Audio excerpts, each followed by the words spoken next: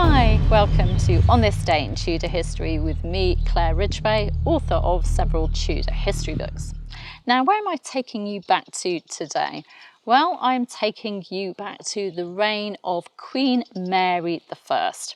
But on this day in Tudor history, the 14th of March 1555, courtier, envoy and landowner Sir John Russell, 1st Earl of Bedford, died at his London residence on the Strand, and he was aged around 70 at his death, so he had rather a good life, a long life. Russell was an important Tudor man who served 4 Tudor monarchs. Not many men could say that. Henry VII, Henry VIII, Edward VI and Queen Mary I. So let me tell you a bit more about this important Tudor man, his life and his career. Russell was born in around 1485 in Dorset, and he was the son and heir of James Russell of Kingston Russell in Dorset and his first wife Alice Wise.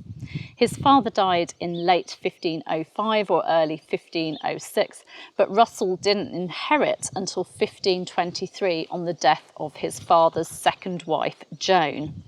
Now, nothing is known of Russell's early life, but he obviously had a good education as he was fluent in both French and Italian.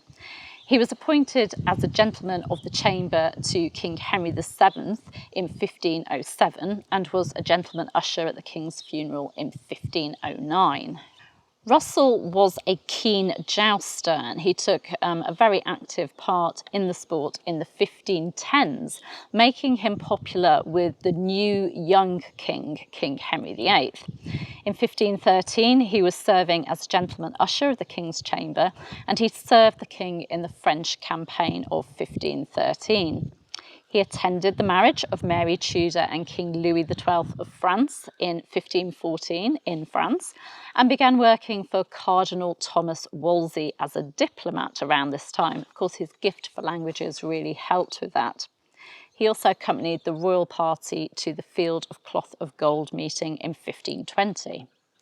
Now, Russell lost the sight of his right eye while serving under the command of Thomas Howard, Earl of Surrey, in naval operations against France in 1522. He was, however, rewarded for his courage by being knighted the same day that he suffered that injury. In 1523, he was made Knight Marshal of the Household, and in the same year he served as a special ambassador to France and carried out further diplomatic missions in the 1520s. He also fought with the Duc de Bourbon, Constable of France, against the Empire at the 1528 Battle of Pavia, reporting back to Cardinal Wolsey and the King, sort of giving them intelligence and reports. During Wolsey's purge of the King's Privy Chamber, which was a purge to try and get young men who Wolsey deemed as too sort of a bad influence on the King, too influential, Russell managed to survive that purge and was rewarded by being named as the Gentleman of the Privy Chamber. He also carried out a diplomatic mission to Pope Clement VII in 1527, so he managed to stay in favour during this time. In around late 1525, Russell married Anne Jerningham, daughter and heir of Sir Guy Sapcote and widow of John Broughton and Sir Richard Jerningham. It was a good match, for Russell was in royal favour and Anne brought 3 manors to the marriage, so a good match for both of them. And one of the manors that she brought to the marriage was what became the family home of Cheneys in Buckinghamshire. The couple received a further manor in Buckinghamshire as a wedding gift from King Henry VIII. King Henry VIII could be quite generous at times, couldn't he?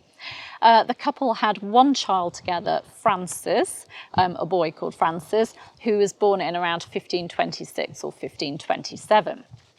By 1527, Russell was a Knight of the Body, But his closeness to Cardinal Wolsey and his favour with Cardinal Wolsey and his support of Cardinal Wolsey meant that he wasn't really in favour with Anne Boleyn, the king's sweetheart.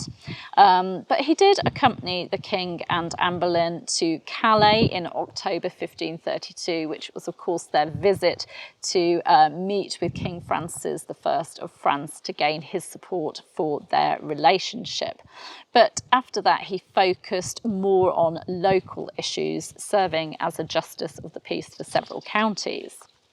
In 1536, following the fall of Queen Anne Boleyn, Russell attended the wedding of King Henry VIII and his new sweetheart, Jane Seymour, and he wrote to Lord Lisle, "The king hath come out of hell into heaven for the gentleness of this and the cursedness and unhappiness in the other," referring to Jane and Anne, two women he saw as very, very different. And he also helped put down the Pilgrimage of Grace rebellion later that year. He was made controller of the royal household in October 1537, and he and his wife were given jewels that had belonged to Jane Seymour following her death in October 1537. At this time, Russell was very close to King Henry VIII, with Baron Darcy writing that Russell was of a minority that would dare and will speak to the king the truth, which he did in 1544 when he called the king's French campaign a wild war without any gain. So he was one of those men that King Henry VIII trusted and that could tell him the truth without the king getting upset and taking his head off. The king rewarded him for his loyalty and long service in 1539 by making him Baron Russell. He was also elected as a Knight of the Garter, made Lord President of the Council of the West, Steward of the Duchy of Cornwall, Lord Warden of the Stannaries, and granted former monastery lands in Devon. And this reward of these lands doubled his income, making him an incredibly rich man. Following the fall of Thomas Cromwell in 1540, Russell was made Lord High Admiral, and then in 1542 he was made Lord Privy Seal and High Steward of Oxford University. In November 1541, Jane Boleyn, Lady Rochford, who'd been arrested for her part in Queen Catherine Howard's fall, was sent to Russell's residence on the Strand in London after she'd shown signs of madness, signs of lunacy, while imprisoned at the Tower of London. There, at the Russells' home, Anne Russell, Sir John Russell's wife, was to take care of Jane, and also the king's physicians were sent to her too. Jane was sent back to the Tower of London in February 1542 after she'd recovered, and she was, of course, executed. In 1544, Russell commanded the vanguard in the French campaign and then served as Lord Lieutenant back in England in 1545. He was an executor of King Henry VIII's will, of course the king dying in January 1547, and he received a personal bequest of £500. He served as High Steward at Edward VI's coronation in 1547 and carried on in Edward VI's reign as Lord Privy Seal. In 1548, Russell warned King Edward VI's uncle, Thomas Seymour, against his plans to marry the king's half-sister, Princess Elizabeth, of course the future Queen Elizabeth I, and he also gave evidence against Seymour at his fall in 1549. In the summer of 1549, Lord Protector Somerset sent Russell to the southwest of England to suppress the Prayer Book Rebellion, which he did along with the likes of Sir William Herbert and William Grey.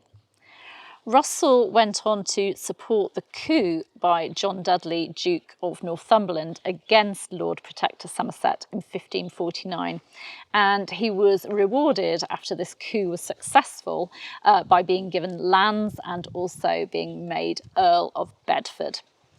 Russell was an active Privy Councillor under Northumberland, but he was reluctant to support Lady Jane Grey as Queen in July 1553. He did support her though, but then turned to Mary's side in the nick of time. He went on to serve Queen Mary I as Lord Privy Seal, and he helped protect the City of London against the rebels of Wyatt's rebellion in early 1554, although his son Francis was implicated in the rebellion. Fortunately for the family, Francis was pardoned in September 1554. Phew, he didn't lose his head, a very lucky man. Russell also travelled to Spain as a special ambassador to make arrangements for Mary's forthcoming marriage to Philip of Spain, and he attended the marriage in July 1554. In January 1555, Russell attended his last Privy Council meeting, and on the 2nd of February he drew up his will. He died on this day in Tudor history in 1555 and was buried in St Michael's Church near the family home of Cheneys. His wife, Anne Russell, commissioned the Bedford Chapel there in accordance with her husband's will, and it was built in 1556. Anne was buried with her husband there after her death in 1559, and they have a type of memorial known as a tomb chest monument topped with their effigies there. Their son Francis, that man that was lucky to keep his head after Wyatt's rebellion, inherited his father's earldom, becoming second Earl of Bedford. Also on this day in Tudor history, 14th of March 1540, Sir John Port died at Bewdley. Now, Port has kind of gone down in history for a rather interesting reason, for mumbling in a court case and actually by his mumbling changing the outcome of it. And you can find out what happened and why in last year's video, which I'll give you a link to. Thank you for joining me. You can, of course, subscribe by clicking round about there, and please do that. It really does help other people to find these videos. You can hit the bell to be notified as these videos go live, and you can, of course, give me a like and leave a comment. Thank you for joining me. Bye-bye.